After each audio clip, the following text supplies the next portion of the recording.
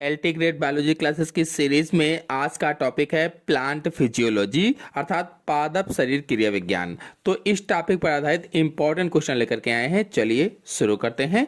पहला क्वेश्चन देखते हैं। ऑक्सेनोमीटर एक उपकरण है जो प्रयोग किया जाता है नापने के लिए। क्या नापने के लिए प्रयोग किया जाता है? ऑक्सेनोमीटर एक उपकरण है जो प्रयोग किया जाता है किसके लिए? वृद्धि दर नापने के लिए, प्रकाश संश्लेषण की दर को मापने के लिए, श्वसन दर मापने के लिए, या वाष्पोत्सर्जन की दर को मापने के लिए। कौन सा आंसर सही हो सकता है? सोचिए और बताइए।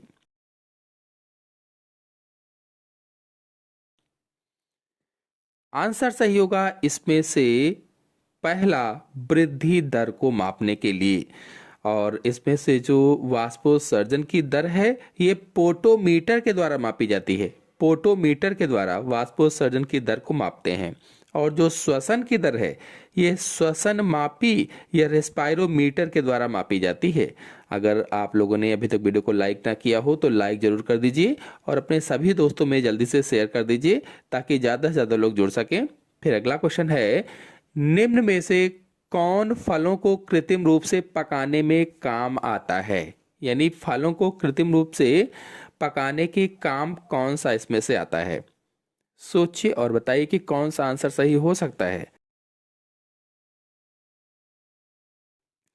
तो आंसर सही होगा इसमें से पहला, इथाइलिन। आपको बता दें, इथाइलिन एकमात्र गैसीय पादप हार्मोन है। गैसीय पादप हार्मोन जो फल पकाने की प्रक्रिया को नियंत्रित करता है या फलों को पकाता है, और इसका उपयोग कृत्रिम रूप से फल को पकाने के लिए ही किया जाता है। और इसमें से जो बी वाला ऑप्शन है, कोमेरिन, तो यह एक प्राकृतिक रसायन यौगिक है जो पौधों में पाया जाता है, लेकिन इसका उपयोग फल पकाने में नहीं होता। और जो इसमें से सी वाला ऑप्शन है, ऑक्सिन, यह मुख्य रूप से कोशिका दीर्घीकरण और जड़ विकास को बढ़ावा देता है, सेल इलांगेशन को बढ़ावा देता है। और इसमें से जो डी वाला ऑप्शन है, साइटोकाइनिन, यह कोशिका विभाजन में मदद करता है अर्थात सेल डिवीजन में मदद करता है। नेक्स्ट क्वेश्चन है, पादपों में बौनापन किसके प्रभाव से नियंत्रित किया जाता है? जो बौनापन होता है वो किसके प्रभाव से नियंत्रित किया जाता है? पादपों की बात की गई है। Gibberellin, cytokinin, anti gibberellin, auxin. कौन सा आंसर सही हो सकता है? सोचिए और बताइए। वीडियो को लाइक ना किया हो तो सभी लोग जल्दी से लाइक कर दीजिए और अपने सभी दोस्तों में शेयर भी कर दीजिए वीडियो को। आंसर सही होगा इसमें से पहला, जिब्रेलिन। आपको बता दें, जिब्रेलिन तने की लंबाई यानी स्टेम इलांगेशन को बढ़ाता है, इसीलिए बौने पौधों को लंबा करने के लिए इसका उपयोग किया जाता है। जो पौधे बौने होते हैं उनको लंबा करने के लिए इसका उपयोग करते हैं। और जो इसमें से साइटोकाइनिन है, कोशिका विभाजन को बढ़ावा देता है। जो एंटी जिब्रेलिन है, यह जिब्रेलिन के प्रभाव को रोकता है और तने को छोटा रखता है। और इसमें से जो ऑक्सिन है, कोशिका दीर्घीकरण और एपिकल प्रभुत्व को नियंत्रित करता है। नेक्स्ट क्वेश्चन है, शीर्ष प्रमुखता किसके निर्माण के कारण होती है? शीर्ष प्रमुखता किसके निर्माण के कारण होती है? चार ऑप्शन आपके सामने दिए गए हैं। कौन सा आंसर सही हो सकता है? पार्श्व कलिकाओं में जीए, तने के शीर्ष में काइनिन, तने के शीर्ष में ऑक्सिन, पार्श्व कलिका में ABA। कौन सा आंसर सही होगा? सोचिए और बताइए।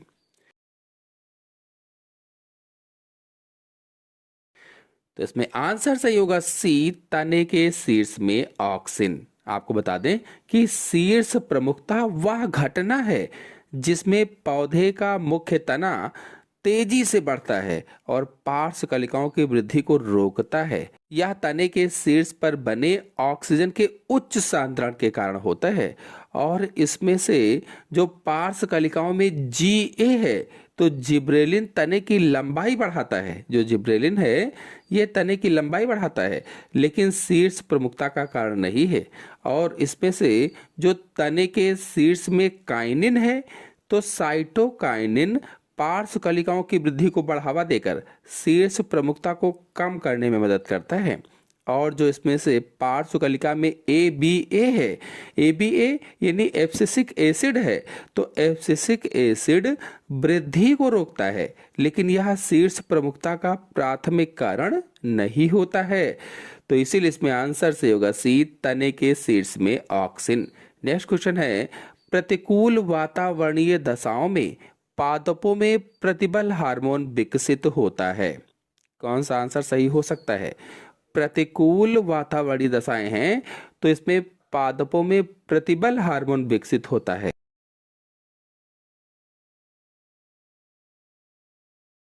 कौन सा आंसर सही हो सकता है? अभी तक वीडियो को लाइक ना किया हो तो सभी लोग लाइक कर दीजिए और अपने सभी दोस्तों में शेयर भी कर दीजिए। सभी लोग कमेंट करके बताएं कि वीडियो कैसा लगता है। तो इसका आंसर सही होगा डी, एब्सिसिक अम्ल। आपको बता दें, एब्सिसिक अम्ल यानी ABA, इसे प्रतिबल हार्मोन कहा जाता है। प्रतिबल यानी स्ट्रेस हार्मोन कहा जाता है, क्योंकि यह पौधे को सूखे या अन्य प्रतिकूल परिस्थितियों से निपटने में मदद करता है। और उदाहरण के लिए अगर समझें तो यह पानी के नुकसान को कम करने के लिए रंध्रों को बंद कर देता है। और इसमें से जो इथाइलिन है तो फल पकाता है, जो इथाइलिन है फलों को पकाने का कार्य करता है और जीर्णता से संबंधित है। और इसमें से जो 2,4-D है यह एक कृत्रिम ऑक्सिन है जिसका उपयोग खरपतवार नाशी के रूप में किया जाता है। नेक्स्ट क्वेश्चन है, पादपों में ऑक्सिन का संश्लेषण होता है बलकुट में, जाइलम कोशिकाओं में, फ्लोएम कोशिकाओं में, मूल तथा प्ररोह शीर्ष में। पादपों में ऑक्सिन का संश्लेषण किस में होता है? 4 ऑप्शन आपके सामने दिए गए हैं। कौन सा ऑप्शन सही हो सकता है? सोचिए और बताइए।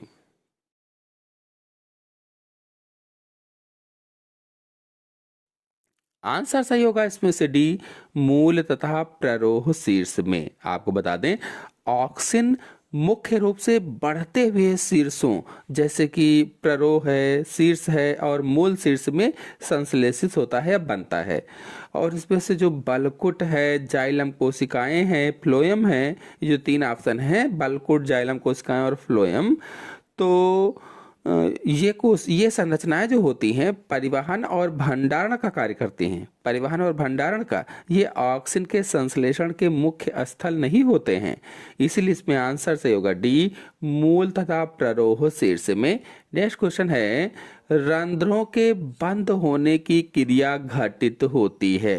जो रंध्र होते हैं, जो स्टोमेटा होते हैं, इनके बंद होने की क्रिया कैसे या किसके द्वारा घटित होती है?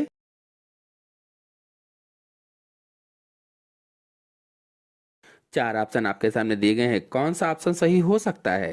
काइनेटिन द्वारा, एब्सिसिक अम्ल द्वारा, एंडोल ब्यूटायरिक अम्ल द्वारा, जिब्रेलिक अम्ल द्वारा। आंसर सही होगा इसमें से बी, एब्सिसिक अम्ल द्वारा। इसमें से जो काइनेटिन है या एक साइटोकाइनिन है जो रंध्रों को बंद करने के बजाय रंध्रों को खोलने में सहायता करता है।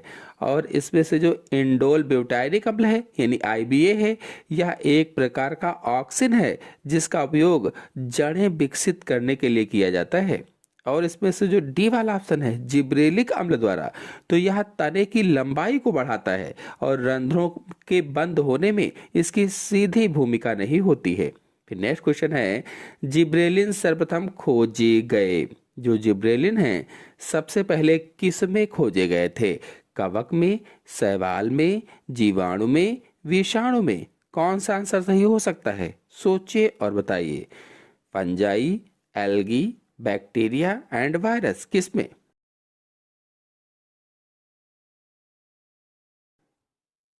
आंसर सही होगा इसमें से पहला, कवक में। जिब्रेलिन सर्वप्रथम कवक में खोजे गए थे। यानी कि जिब्रेलिन हार्मोन की खोज सबसे पहले जापानी चावल के पौधों में की गई थी जिसमें कवक लगा हुआ था। यानी जापानी चावल के पौधों में की गई, जो एक जिब्रेला फ्यूजिकोराई नामक कवक से संक्रमित था। और इस संक्रमण से पौधे असामान्य रूप से लंबे हो जाते थे। और शेष विकल्प जो दिए गए हैं जिब्रेलिन की खोज से संबंधित नहीं है। नेक्स्ट क्वेश्चन है, सर्वप्रथम साइटोकाइनिन संश्लेषित किया था मिलर ने, लीथम ने, बेंसन एवं कैल्विन ने, थीमैन तथा वेंट ने। सबसे पहले साइटोकाइनिन संश्लेषित किसने किया था? सोचिए और बताइए कि कौन सा आंसर सही हो सकता है इसमें से।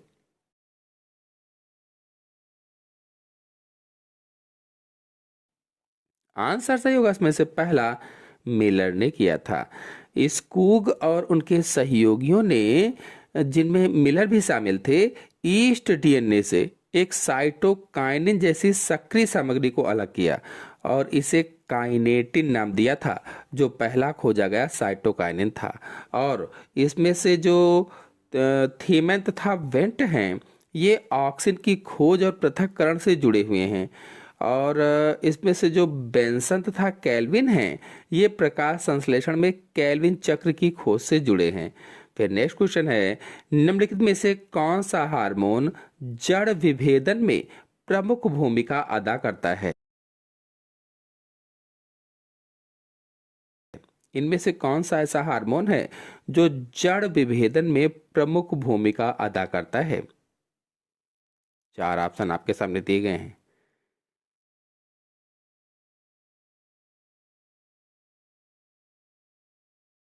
आंसर से होगा इसमें से CNAA, यानी नैप्थलीन एसिटिक एसिड। NAA का पूरा नाम क्या होगा? Naphthalene acetic acid. यह एक कृत्रिम ऑक्सिन है जो जड़ विभेदन यानी रूट डिफरेंशिएशन, मतलब जड़ों के बनने में बहुत प्रभावी होता है। इसका उपयोग व्यावसायिक रूप से कटिंग में जड़ें विकसित करने के लिए किया जाता है। और इसमें से जो IAA है, यानी एंडोल एसिटिक एसिड है, यह प्राकृतिक ऑक्सिन है जो जड़ विभेदन में भी मदद करता है। लेकिन NAA और IBA जैसे सिंथेटिक ऑक्सिन रासायनिक रूप से अधिक उपयोग में आते हैं। और इसमें से जो ABA है, ये वृद्धि अवरोधक है। और जो 2,4-D है, एक खरपतवारनाशी है। नेक्स्ट क्वेश्चन है, 2,4-डाइक्लोरोफिनॉक्सी एसिटिक एसिड यानी 2,4-D है कीटनाशी, कवकनाशी, खरपतवारनाशी, रोडेंटिसाइड। कौन सा आंसर सही होगा? सोचिए और बताइए।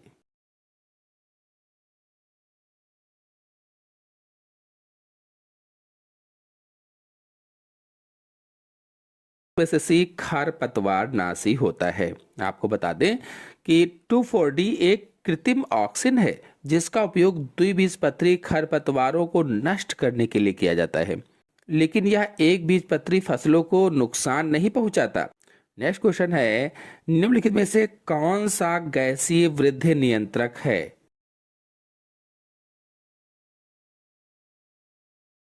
कौन सा गैसीय वृद्धि नियंत्रक है? Acetylene, GA, ethylene, benzene. कौन सा आंसर सही होगा? सोचिए और बताइए। तो आंसर सही होगा इसमें से सी इथाइलिन, यानी यह एकमात्र गैसीय पादप वृद्धि नियंत्रक हार्मोन होता है। और इसमें से जो एसिटिलीन है, ये पादप हार्मोन नहीं है। और जो GA है, जिब्रेलिक एसिड, यह हार्मोन गैसीय नहीं बल्कि तरल रूप में पाया जाता है। नेक्स्ट क्वेश्चन है, श्वसन क्रिया होती है। श्वसन क्रिया होती है केवल हरित कोशिकाओं में, केवल रंगीन कोशिकाओं में, कुछ आजीवित जीवों में, सभी जीवित जीवों में? आंसर सही होगा इसमें से D, सभी जीवित जीवों में। श्वसन एक अनिवार्य जैविक प्रक्रिया है जिसके द्वारा जीवित जीव ऊर्जा प्राप्त करते हैं, और यह सभी जीवित जीवों में होता है, ना कि केवल हरे या रंगीन कोशिकाओं में। केवल हरित कोशिकाओं में अगर बात की जाए, जो ऑप्शन है केवल हरित कोशिकाओं में, पहला वाला ऑप्शन, तो हरित कोशिकाओं में प्रकाश संश्लेषण होता है, लेकिन श्वसन भी होता है इसमें। और जो इसमें से केवल रंगीन कोशिकाओं है, बी वाला ऑप्शन, इन कोशिकाओं में भी श्वसन की क्रिया होती है। नेक्स्ट क्वेश्चन है, कोशिकीय क्रियाओं के लिए आवश्यक ऊर्जा प्राप्त होती है।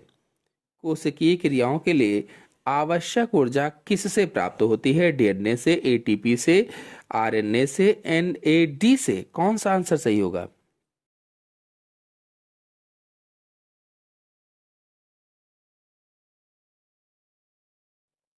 आंसर सही होगा इसमें से बी, एटीपी से, यानी एडिनोसिन ट्राइफॉस्फेट से, क्योंकि इसे ऊर्जा का सिक्का कहा जाता है अथवा एटीपी को ऊर्जा मुद्रा कहा जाता है, एनर्जी करेंसी कहा जाता है।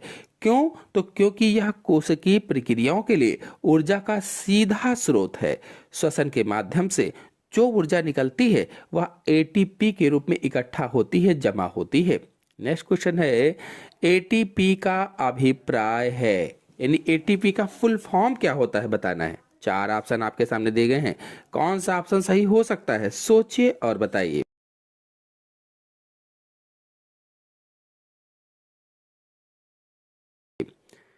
तो आंसर सही होगा इसमें से पहला, एडिनोसिन ट्राइफॉस्फेट एटीपी का अभिप्राय होता है। और जो एडिनोसिन डाइफॉस्फेट है ये एडीपी का अभिप्राय होता है, यानी एडीपी का फुल फॉर्म होता है।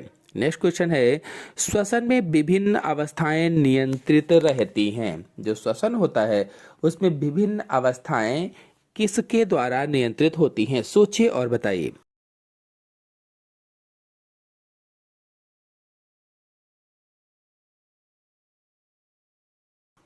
ऑप्शन सही होगा इसमें से सी, एंजाइम में नियंत्रित होती हैं। नेक्स्ट क्वेश्चन है, श्वसन एंजाइम स्थित है। श्वसन एंजाइम किस में स्थित होता है?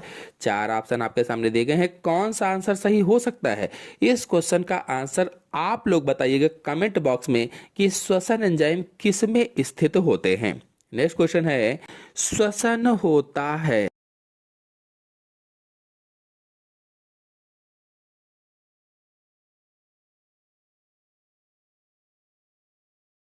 कौन सी क्रिया होती है? आंसर सही होगा इसमें से बी, एक्सोथर्मिक क्रिया है। नेक्स्ट क्वेश्चन है, पादपों में फूलों के विकास पर दीप्तिकाल का प्रभाव कहलाता है।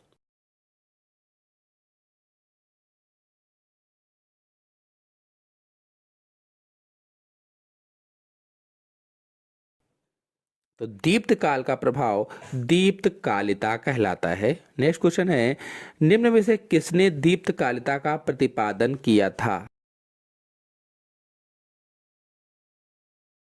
इनमें से किसने दीप्त कालिता का प्रतिपादन किया था, सोचिए और बताइए।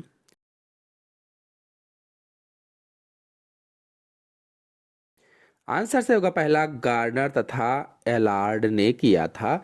नेक्स्ट क्वेश्चन है, कम तापमान से पुष्पन का प्रेरण कहलाता है।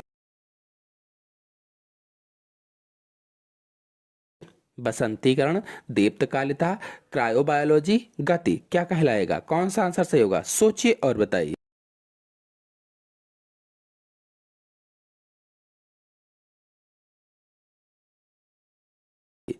आंसर से होगा इसमें से पहला, बसंतीकरण कहलाता है। नेक्स्ट क्वेश्चन है, सौर ऊर्जा के रासायनिक ऊर्जा में परिवर्तन वाली क्रिया कहलाती है।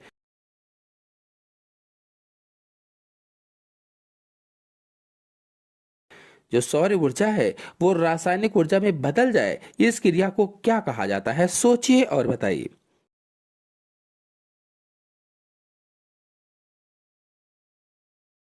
आंसर से होगा इसमें से पहला, प्रकाश संश्लेषण या फोटोसिंथेसिस कहलाती है। नेक्स्ट क्वेश्चन है, प्रकाश संश्लेषण एक प्रक्रिया है, कौन सा आंसर सही होगा, सोचिए और बताइए।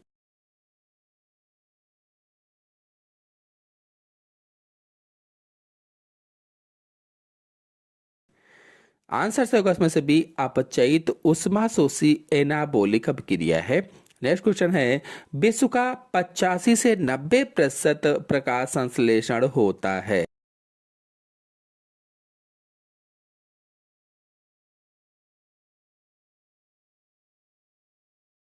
किसके द्वारा? तो आंसर से होगा सी, समुद्री शैवालों के द्वारा। नेक्स्ट क्वेश्चन है, प्रकाश संश्लेषण के लिए सीमाकारी कारकों का सिद्धांत दिया,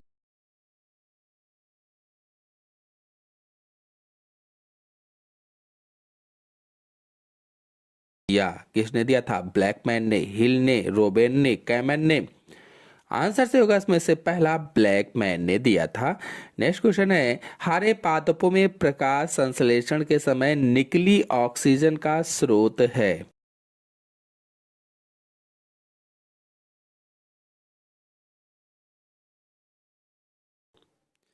जो हरे पादप होते हैं उसमें जो फोटोसिंथेसिस होती है, प्रकाश संश्लेषण होता है, उसमें ऑक्सीजन किसके द्वारा निकलती है? तो आंसर से होगा इसमें से जल, जल के द्वारा ऑक्सीजन निकलती है। नेक्स्ट क्वेश्चन है, प्रकाश संश्लेषण के लिए दृश्य प्रकाश हेतु तरंग दैर्ध्य किस भाग से सर्वाधिक होती है?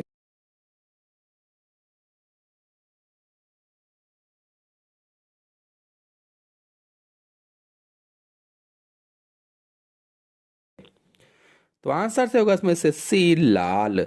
नेक्स्ट क्वेश्चन है, प्रकाश संश्लेषण में CO2 के मार्ग की प्रक्रिया के लिए नोबेल पुरस्कार प्राप्त हुआ।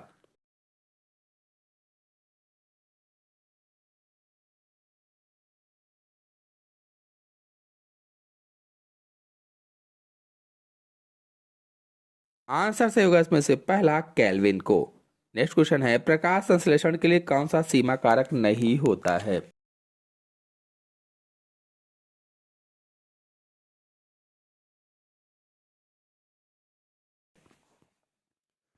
तो आंसर से होगा इसमें से पहला, O2 यानी ऑक्सीजन। तो आज के अंक में इतना ही। अगले अंक में प्लांट फिजियोलॉजी से बचे हुए क्वेश्चन लेकर के आएंगे। आशा है आपको वीडियो अच्छा लगा होगा, समझ में आया होगा। समझ में आया हो तो अपने दोस्तों में शेयर कीजिए। चैनल पर पहली बार आए हो तो सब्सक्राइब भी कर लीजिए। धन्यवाद।